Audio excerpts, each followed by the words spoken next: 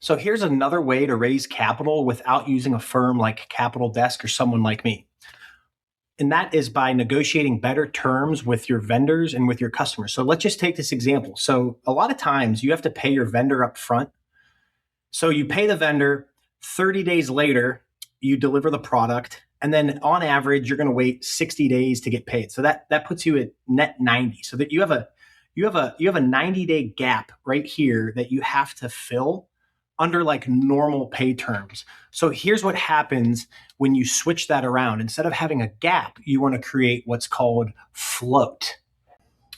So how do you create float or at least match your what you pay when you pay your vendors when you collect with your customers? Well, in the last example, you were paying your vendor up front. So you would go to your vendor and say, "Can I pay you in 30 days?" Well, your customer was paying you in 60 days. So you would go to your customer and say, "Can you pay me in 30 days?" And then that way you match when the vendor gets paid and when you get paid. And that results in zero gap. If you can get away with it, ask your vendors for 60 days. That's usually not the case. And ask your customers for 30 days. And that would create a 30-day gap for you where you could finance your operations without somebody like me.